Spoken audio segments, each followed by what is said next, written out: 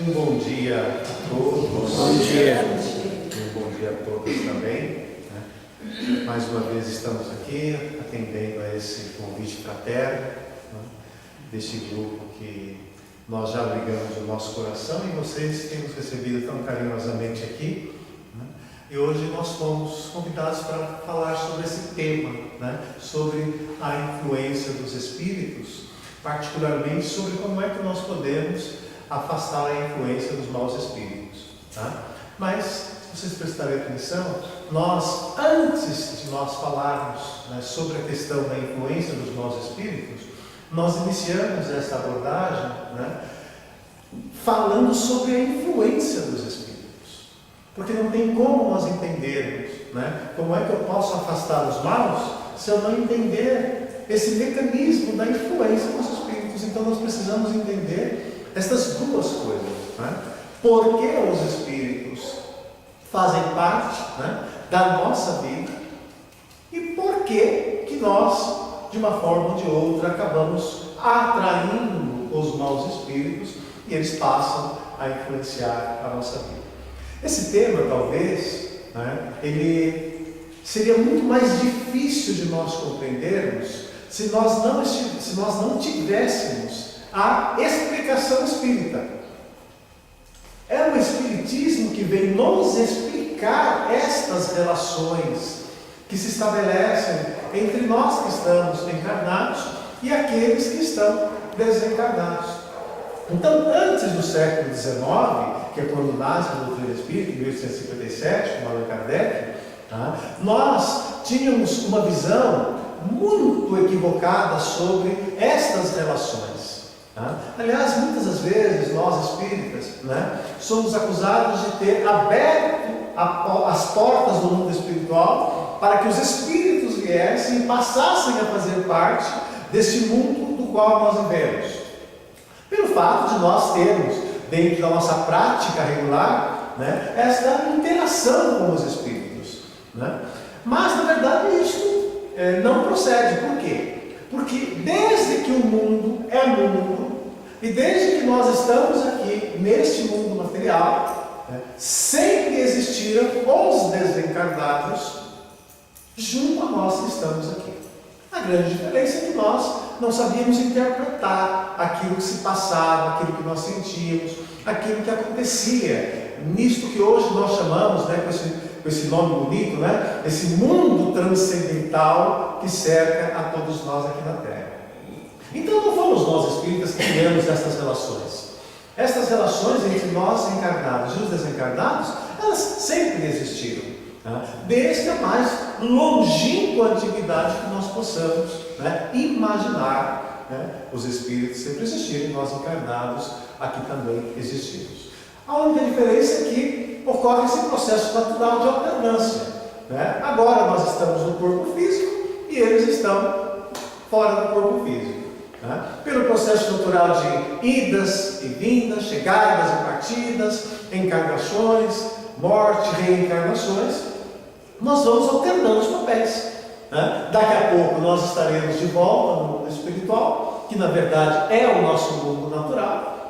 Aqui na Terra nós estamos como viajores, como viajantes, passando uma temporada por aqui, mas daqui a pouco nós vamos voltar para o nosso ambiente natural, que é o mundo espiritual. E aqueles que estão no mundo espiritual estarão tomando corpos materiais como o nosso para prosseguir a jornada. Esta é a realidade de todos os planetas que se encontram nessas fases iniciais para as suas humanidades. Então, se nós formos pegar lá a escala que os espíritos nos apresentam, lá no livro dos espíritos, nós vamos verificar a escala dos mundos. E nós iremos encontrar exatamente o quê? As primeiras fases, os mundos primitivos, depois os mundos de provas e expiações, e é nesse que nós estamos. Então nós vemos que nós estamos ali no segundo degrauzinho de toda uma escada, ou de toda uma escalada de evolução. E nestes mundos, seja os mundos primitivos, seja os mundos de provas e expiações, nascer e renascer, morrer, voltar, vir, ou seja, essa alternância né, entre a vida encarnada e a vida desencarnada, ainda é um processo natural e necessário para todos nós. Tá? E nesta relação, tá, ou seja, ora lá e ora cá, tá, nós estabelecemos relações que se perpetuam no tempo.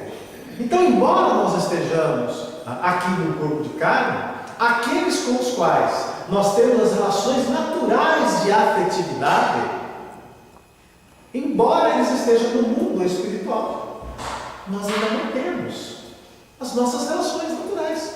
Não é porque eu estou no corpo de carne que nós perdemos o contato, e nós perdemos a afetividade e todos esses sentimentos próprios, né, que nos ligam às pessoas, né, com quem nós guardamos, né, carinho, afeto, né, desejo de progresso. Apenas o que nos separa é essa contingência físico e espiritual, encarnada ou desencarnada. Então nós estamos na carne, eles estão fora da carne, mas nós não temos essas relações naturais. Nós nos buscamos, nós procuramos uns aos outros, né?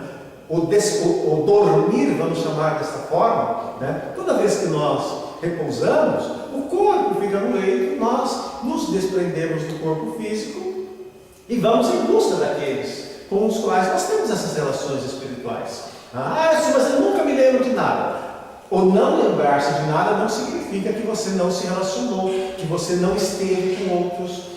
Além, o sonho, como nós dizemos, é apenas a lembrança, em parte ou total, daquilo que nós fizemos fora do corpo físico, retratando, né, exatamente essas relações com os quais nós temos com os desencarnados. Mas da mesma forma como acontece aqui na Terra, nós devemos entender a sociedade terrena dentro desse plano de globalização, não é? Uma sociedade dinâmica, pulsante, em que nós vamos encontrar pessoas boas e pessoas não boas, né? Pessoas melhorzinhas e pessoas piorzinhas. Tá? Por quê? Porque esta é uma situação natural de todos nós. Né? Quando nós fomos criados por Deus, simples e ignorantes, para fazermos esta trajetória até nós chegarmos à perfeição, nós temos aí pela frente um longo degrau até chegarmos lá. E nesse processo que nós vamos fazendo essa transição, nós vamos fazendo também a nossa transformação, a nossa renovação. E o que se espera nesse processo de transformação e renovação? Que a gente conquiste virtudes e que a gente elimine defeitos, imperfeições, vícios. É isso que vai acontecendo. É por isso que nós temos a necessidade da reencarnação. Porque a cada encarnação, né, seguramente nós não saímos daqui da mesma forma como nós chegamos. Isso eu não melhorei nada. Não, alguma coisa nós melhoramos. Assim como no final de cada dia, nós não somos iguais ao início desse dia, embora fisicamente, né, aliás, nem fisicamente, gente, tá, porque o nosso corpo está num processo contínuo de mudança. Tá? Então, aquilo que nós somos quando nós amanhecemos e aquilo que nós somos quando nós vamos dormir, nós nunca seremos iguais. E nós não seremos iguais por quê? Porque ao longo de cada minuto, de cada hora do nosso dia, nós temos experiências ímpares. Nós temos vivências únicas. E quando nós fazemos esse balanço ao final do dia, nós iremos verificar que o que eu passei nesse dia não foi igual ao que eu passei no outro. As situações às vezes podem até parecer iguais, mas elas não são iguais. Porque a cada instante, a mesma situação vivenciada no ontem, nós temos reações diferentes. E são exatamente essas reações, o nosso modo de ver, de interpretar, que faz com que nós tenhamos sempre minutos únicos na nossa vida. Então, se ao longo de um dia nós passamos por todo esse movimento, meus amigos, o que não será o final de toda uma reencarnação? Então, por muito que a gente não veja progressos, os progressos existem. A natureza, a gente diz, né? A natureza não dá saltos, e de fato não dá. Né? Quando nós colocamos uma sementinha aqui na terra, por muita vontade, né, que nós tenhamos, né? Por mais preciosa que seja aquele terreno, por maiores que sejam os cuidados do agricultor, no instante seguinte a sementinha ainda não germinou. No dia seguinte ela ainda não deu flores. Na semana seguinte ela ainda não deu frutos. Por quê? Porque a natureza não se regula pelo imediatismo da nossa vontade. E no plano moral da vida é a mesma coisa. Nós também vamos fazendo movimentos ascendentes, às vezes nós estagnamos, mas vamos fazendo movimentos contínuos, porque é da lei o progresso. Então, se tem uma coisa que nós podemos dizer, né, no plano material, para todos nós, é que nós chegamos aqui na Terra para a encarnação um dia, e independentemente da nossa condição, se temos mais recursos, se temos menos recursos, se temos mais saúde, se temos menos saúde, a única coisa que nós podemos dizer é que um dia nós vamos desencarnar. Todos, indistintamente. E no plano moral da vida, se tem uma coisa que nós também podemos dizer que iguala a todos nós, independente das escolhas que nós façamos ou não, é que um dia nós vamos chegar à perfeição. Porque a lei do progresso é que regula esse movimento.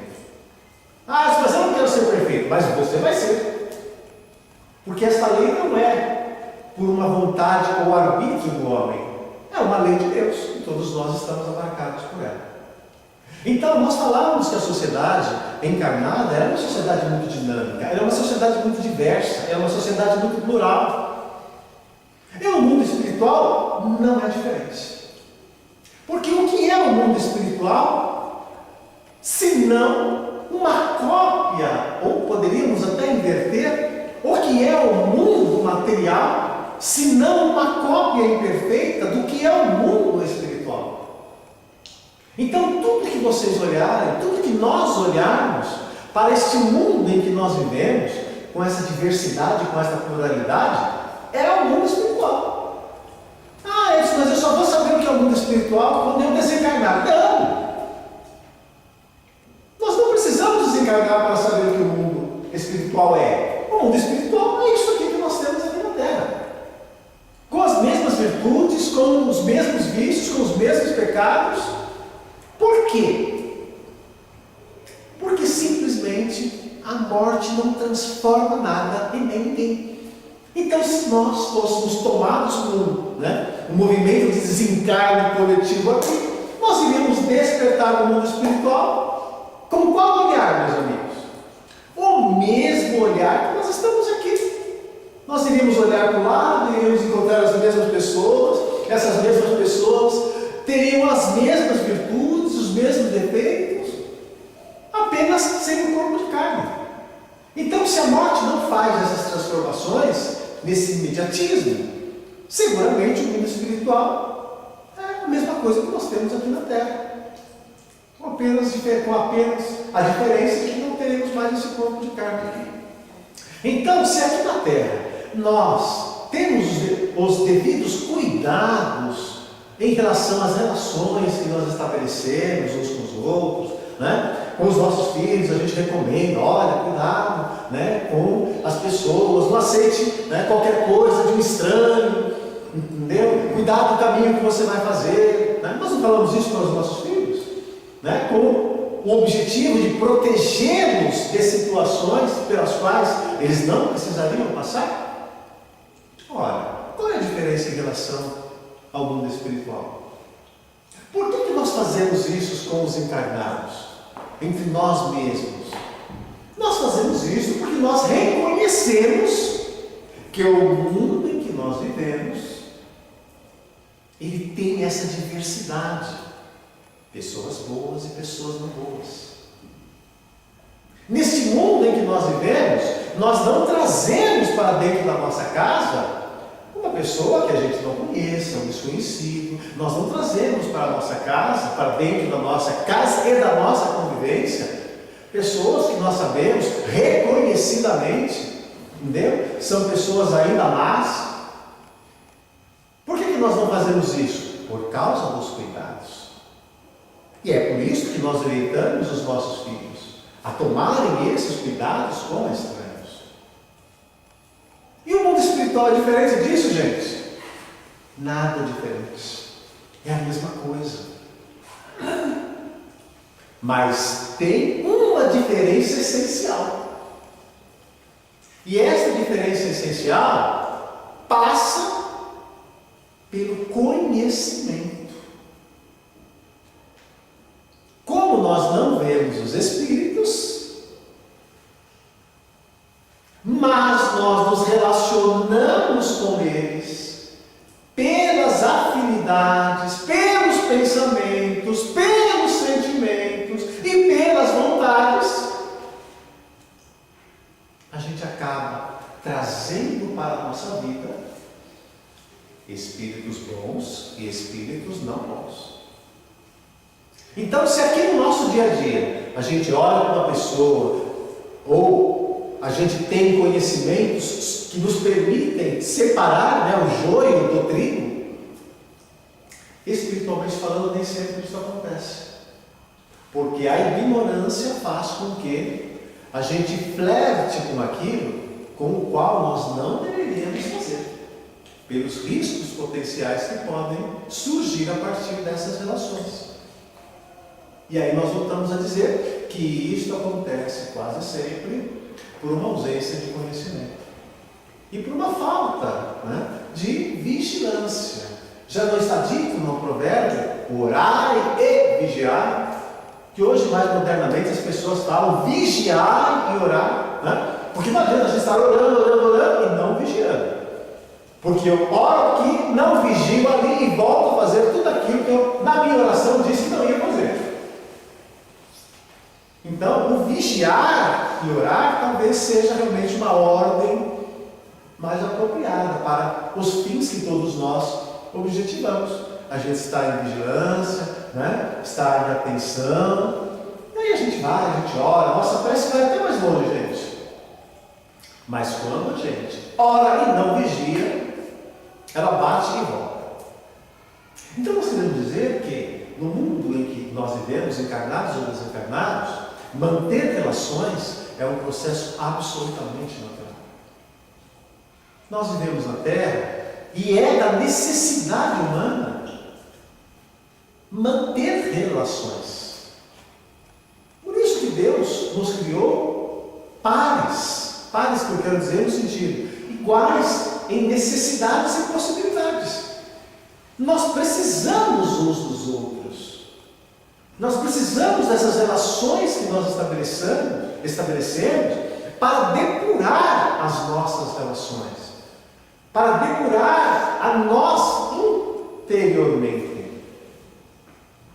Como é que nós podemos exercitar o amor se nós não estivermos, por vezes, diante da adversidade do amor?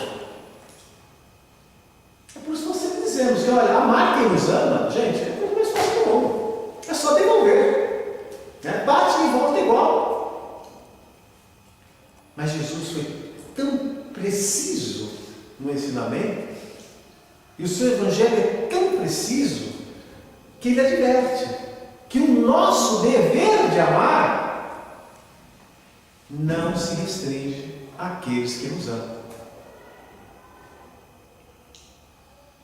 Ele projeta o nosso dever de amar até os nossos inimigos. É isso que está dito. Amai a Deus acima de todas as coisas, amai ao próximo como a si mesmo. Amai os vossos inimigos. E por que Jesus iria, o Evangelho de Jesus iria deixar isso como uma pedra fundamental? Porque muitas vezes, aquele que hoje se levanta como nosso inimigo, às vezes foi alguém com quem nós tivemos relações no passado, e que se perdeu pela nossa ação. Então, muitas das vezes, o meu inimigo de hoje é aquele que eu traí, é aquela que eu violentei, é aquele que eu expoliei, que não conseguiu perdoar e que se encontra, às vezes, encarnado e às vezes desencarnado, mas no nosso plano de relações, buscando a reparação ou uma vingança por aquilo que nós fizemos a eles. Então, muitas das vezes, por trás daquele que nós chamamos nosso inimigo, e aquele que a gente quer ver longe da gente, não é, gente? É assim, né? Ninguém quer ver o inimigo junto de si. Muitas vezes, este inimigo, ele só está nesta condição por alguma ação que nós praticamos no nosso passado existencial. É por isso que nós dizemos que no plano das obsessões, né, gente, não tem casualidades, também não tem acidentes. Aquele que eu chamo de meu obsessor, que a gente corre no centro espírita para tomar paz, se água purificada, assistir palestra e quer ver ele longe de nós, não há um acidente. Ele não está, ele não se aproxima, ele não se junta a nós, porque ele não tinha o que fazer no mundo espiritual, achou um cantinho na nossa casa e se instala ali. Existem algumas relações que antecedem a isso. E quase sempre essas relações são decorrentes de ações imprevidentes que nós tivemos. Então ontem eu violento uma pessoa e depois essa pessoa que não conseguiu aceitar aquela conduta acaba se instalando na minha vida porque quer fazer com a mesma moeda ou impor a mim com a mesma moeda o que eu fizer. Então nós não atraímos para junto de nós apenas, né, aqueles que nós queremos. Nós também atraímos para junto de nós aqueles que nós necessitamos como um processo de reajuste para eles. É como aqui na Terra. Se você firma uma dívida com alguma pessoa, essa dívida nos assombra enquanto nós não soltarmos, enquanto nós não quitarmos esse débito, não é isso? O mundo espiritual não é diferente. Deus criou leis que regulam esses processos para que nós possamos ter uma convivência e um progresso coletivo, harmônico. Toda vez que nós infringimos essas leis morais, nós estamos criando situações que nós haveremos de nos reabilitar perante elas e haveremos de ressarcir os males que eventualmente decorram das relações. Então, quando nós falamos em termos, né, de relações espirituais, nós temos que entender, né, que essa dinâmica existencial faz parte da nossa vida. Por isso nós demos o exemplo. Se eu contraio uma dívida com alguém aqui na Terra, eu me imponho o ressarcimento dessa dívida com os juros e correção monetária aqui na Terra, não é isso? Na situação moral da vida não é diferente. Então, muitos espíritos que estão fazendo parte da nossa vida, nos bastidores, né, da nossa existência, né, são espíritos com os quais, em alguma medida, nós criamos algum vínculo com eles. Porque veja, meus amigos, todos nós somos filhos de Deus, não é isso que a gente fala? Então, se nós somos filhos de Deus, gente, nós somos filhos do amor. É isso que nós somos. Todos nós somos filhos do amor. Mas acontece que, ao longo da nossa existência, por vezes nós vamos fazendo movimentos que nos distanciam do amor e nos aproximam do mal. E quem com o mal flerta, com o mal casa-se. E quem com o mal casa-se, atrai para si as decorrências naturais dessa relação. Então, quando nós, né, falamos sobre afastar os maus espíritos, ou afastar a influência dos maus espíritos, nós não podemos desconsiderar essa dinâmica natural. Tem uma passagem muito interessante que o nosso irmão, envolvendo nosso irmão Chico Xavier. E estava o Chico uma sessão espírita, porque era uma sessão espírita, né? E em dado momento, Chico era uma pessoa que ele inspirava, né, as pessoas de variadas formas. E as pessoas, independente de serem espíritas ou não, desenvolviam um sentimento, né, de fé. E acreditavam nessa força do amor que o Chico irradiava. E eles estavam numa reunião, e aí, em dado momento, uma senhora, né, se aproxima do Chico e fala para o Chico assim: nossa, Chico, né, você precisa pedir para os seus mentores. Olha só, você precisa pedir para os seus mentores, né? Você precisa pedir para os seus mentores, por ter um espírito obsessor, que ele está me atormentando, ele me dá paz, eu não consigo dormir, eu não consigo pensar, e isso já vai há semanas, meses, anos, e ele não sai da minha vida. E eu tenho a certeza que se você pedir, os seus mentores vão te atender. E o Chico, né, muito conselheiralmente, né, ele ouve aquele pedido, ele fala: vamos orar, minha irmã, né? Vamos entregar nas mãos de Deus, Deus é sábio, né? Ou seja, ele não falou: pode deixar que eu vou pedir para os meus mentores e eles vão lá tirar aquele, né, indesejado da sua vida, da sua casa, da sua família.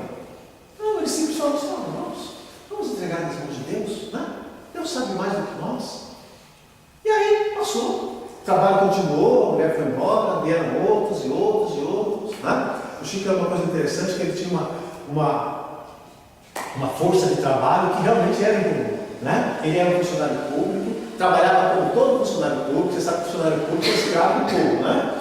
Então ele trabalhava o dia inteiro, de noite ele ia para sessões espíritas, trabalho espírita, né? E isso avançava até a alta madrugada. E aqueles que conviviam mais próximos do Chico sabiam, né, que terminava o trabalho às vezes 1, 2 horas da manhã, e o Chico ainda estava com disposição para convidar as pessoas para ir tomar um cafezinho na casa dele. Imagina, gente, você já trabalhou o dia inteiro, né?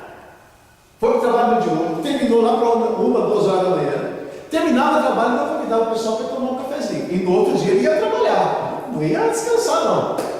E aí, nesse dia aconteceu a mesma coisa. E aí, entre uma conversinha aqui, uma conversinha ali, um cafezinho aqui, uma bolachinha ali, o Chico lembrou dessa história. Ou seja, aquela história da mulher que na noite anterior tinha pedido para ele, que era para ele falar com os mentores dele para tirar aquele espírito obsessor da vida dela. E aí ele trouxe essa conversa. E ele pensou assim, falou assim, né, para as pessoas mais próximas: por que retirar aquele espírito da vida dela, da casa dela? E o pessoal não estava nem lembrando, porque era tanta gente que passava no entorno do Chico. Aí o Chico falou: aquela senhora. Aí o pessoal: aquela senhora. Por que então retirar aquele espírito da vida dela? E as pessoas falaram assim: olha, Chico, pelo mal que ele está fazendo a ela, para a família dela, você não viu o estado dela? Eu falei assim: sim. Mas não será uma falta de caridade para com aquele espírito, em nome de uma caridade para com aquela mulher, se nós desconhecermos as reais causas que vincularam os dois? Ó, é tipo assim, ó, eu faço uma dívida com a senhora, aí eu corro lá no outro e falo: olha, ela está me forçando a pagar uma coisa que eu não devo, mas eu devo. Mas eu estou falando para ele que eu não devo. É isso que ele falou. Não vai ser uma falta de caridade a gente chegar lá simplesmente arrancar aquele espírito diante de um cenário que por vezes ela deu causa para que aquele espírito esteja na vida dela? É isto que a lei do amor pergunta: é isto que a lei do amor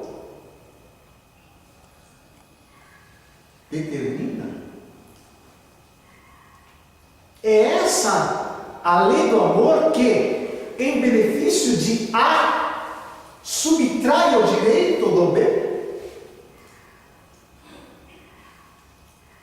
É isso que a lei do amor fala? Tirar do devedor a obrigação de pagar, porque o credor não quer pagar e busca uma justificativa para não fazê-lo. É isso que está implícito nessa colocação que o Chico Xavier fazia. Não será uma falta de caridade para com aquele espírito? Simplesmente chegar lá, arranca ele de lá, porque aquela pessoa não se julga em débito com ele? Isto, meus amigos, está na vida de todos nós. Porque nós estamos aqui na carne e nós desconhecemos essas relações que nós construímos no nosso passado. Nós estamos aqui no corpo físico e nós desconhecemos as relações que nós estamos estabelecendo com os espíritos. Nós desconhecemos os pactos que muitas das vezes nós fizemos com estes mesmos espíritos. E que agora eles simplesmente estão cobrando aquilo que foi pactuado conosco. O que é o contrato aqui na Terra? O contrato é assim, olha. Todos nós somos livres para assinar ali. Mas depois que você assinou, você pactuou uma obrigação de fazer. E espiritualmente não é diferente. Livro dos Espíritos, Kardec também vai falar sobre os pactos. Os pactos que nós firmamos nas nossas existências com determinados espíritos e que pactuado nós nos impomos ao dever de ressarcir, de fazer.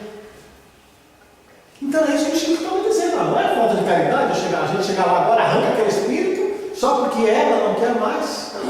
Não, gente.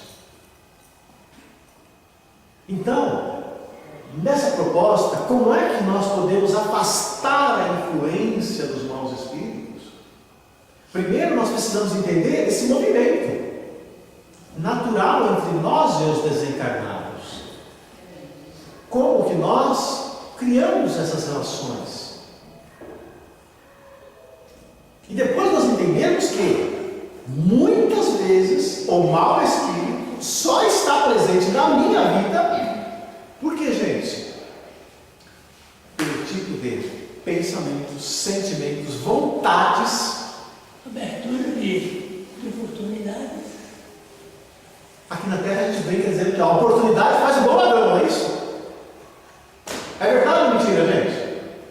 É impressionante. Todo mundo sabe, né, que o lugar mais inseguro dessa cidade, uma cidade como São Paulo, é você ir lá no centro de São Paulo, né, e ficar passeando, né, com um negocinho desse na mão. Mas não. As pessoas estão lá. Praça da Sé, fazendo selfie, fazendo isso, fazendo aquilo. Aí daqui a pouco vem um rapazinho com bicicleta, pega o celular, nossa, mas que cidade insegura. Não, mas é lógico que ela é insegura. Agora eu pergunto, por que o rapazinho com a bicicleta passou e levou o seu celular? Porque você está mostrando para ele o celular que você tem. Ou seja, a oportunidade faz o bom ladrão. E aí a gente faz uma analogia e nós temos dito o seguinte: a oportunidade também faz o bom obsessor. Nós às vezes damos essa oportunidade para eles.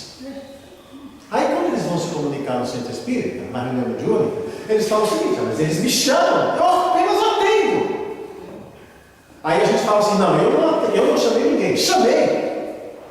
Eu chamei a partir da minha vontade. Aí tem muita vontade. Essa muita vontade é um ato evocatório. Que quando encontra algum espírito que tem a mesma vontade que eu, ele encontra. É o casamento, gente. Sabe a história da tampa e da panela? E às vezes é um espírito que ele nunca conheci, nem mais gordo, nem mais magro. Mas a minha vontade atrai os afins desencarnados. E eles se instalam na nossa vida. É assim. É esse mecanismo que nós precisamos entender.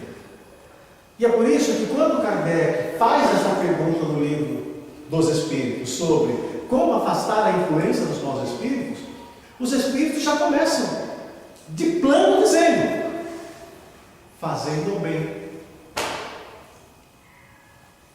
Faz o bem, você vai atrair os bons. Mas eles não quiseram dizer que o simples fato de nós fazermos o bem, nós estamos afastando todos os maus espíritos. Eles quiseram dizer o seguinte: olha, faze o bem e terás os recursos para obstar a influência dos maus. Olha essa palavrinha, a influência dos maus. Mas eles não disseram: faze o bem e afastará integralmente os maus. E por que eles não disseram isso, gente?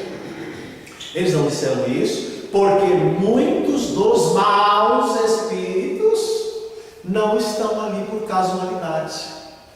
Nós construímos relações com eles no passado, e tendo construído essas relações com eles no passado, no presente é o ônus do pactuado com eles, pelo que nós fizemos ou deixamos de fazer. Por isso, uma outra pergunta do mesmo livro dos Espíritos, os Espíritos deixam claro para Kardec que o mal não é apenas a ação deliberada de prejudicar o outro. A ausência do bem também é um mal. A omissão do qual advém um prejuízo para outro também é um mal. Então, quando Kardec faz essa pergunta e os espíritos respondem dessa forma, eles estão querendo dizer o seguinte: olha, faz o bem, você vai afastar ou vai obstar a influência dos maus. Mas não significa dizer que faz o bem e você afastará os maus, porque muitos maus estão presentes nos bastidores da nossa vida, por essas relações que nós explicamos, foram sendo construídas por nós mesmos ao longo do tempo. E aí é o que o Chico Xavier dizia: por que afastar aquele espírito mau da vida daquela irmã encarnada? E ele finaliza dizendo: não será mais caridoso para ambos a evangelização? Porque a evangelização melhora ao espírito e melhora ao encarnado. Todos ganham. Agora, se você simplesmente chega lá, arranca aquele espírito da vida daquela pessoa, e o encarnado não melhora em nada, porque quase sempre isso acontece. Eu vou lá, arranco aquele espírito da vida daquela pessoa, mas o encarnado continua igual como sempre. Não se movimenta em absolutamente nada em ser uma pessoa melhor. Aí sabe o que vai acontecer? Eu tirei aquele mal, mas o encarnado não mudou, ele vai atrair outra meia dúzia. E aí, quando ele atrai a outra meia dúzia, ele volta de novo no centro espírita e ele vai pedir de novo para arrancar aquela meia dúzia. Aí, os mentores espirituais arrancam aquela meia dúzia, ele não melhora em nada, atrai mais uma dúzia.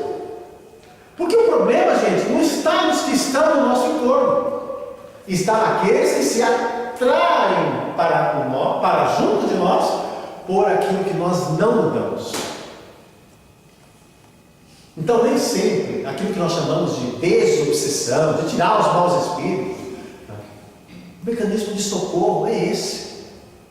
Em dado momento, Kardec até pergunta sobre isso: por que Deus permite? Deus permite como uma forma de testar o homem bom, o homem melhor, que nós dizemos que somos. Então, quando nós falamos, qual é a melhor forma de afastar a influência dos maus espíritos? Faz o bem. Seja caridoso.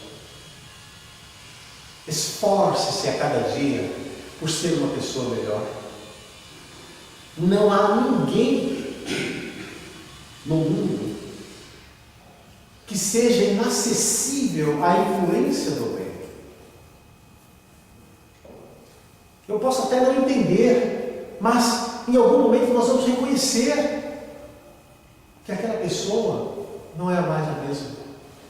É interessante quando você conversa com os espíritos de uma reunião mediúnica, nessas questões de obsessão, eles reconhecem isso. Às vezes são espíritos que estão obsidiando aquela pessoa há vários processos encarnatórios. Eles sabem que você está num outro corpo, mas sabem que você é o mesmo.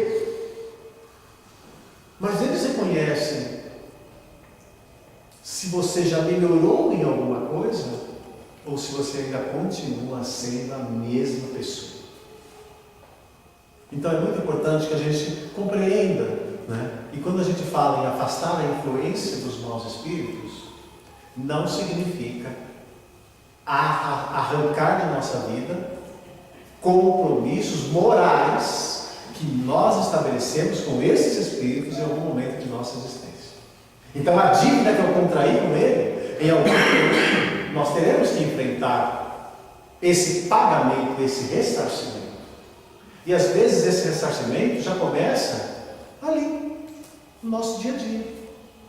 Então a melhor forma que nós temos, né, de contrapor a influência desses espíritos na nossa vida é exatamente procurando exercitar todo o amor possível e fazer toda a caridade possível. Ah, isso vai tirar aquele espírito da minha vida? Muitas das vezes não, porque ele às vezes está ligado a nós por outros motivos, mas seguramente toda vez que nós exercitamos a lei de amor, nós nos fortalecemos intimamente. E pelo exercício do amor, nós atraímos os bons espíritos. E esses bons espíritos se revelam o melhor anteparo que qualquer de nós poderia ter diante da influência dos maus que orbitem no nosso entorno. Sabe aquela relação, né? Água e óleo, luz e sombra? É isso. Quando nós fazemos o bem, a gente atrai os bons espíritos. Eles naturalmente, pela presença junto de nós, já se levantam como o melhor anteparo que nós podemos contar. Mas para isso, gente, é a lei de correspondência. É a nossa melhora através do amor, da caridade. Essas coisas que hoje em dia parecem tão desprestigiadas na sociedade, mas elas são muito importantes de nós compreendermos no mundo em que nós vivemos, considerando essas relações que nós estabelecemos com os espíritos que fazem parte da nossa vida. Jesus abençoe a todos, tenham um ótimo domingo, uma ótima semana, e vamos nos guardar na paz do nosso Senhor Jesus Cristo, porque é a melhor coisa que nós podemos fazer para afastar a influência dos maus espíritos, tá bom?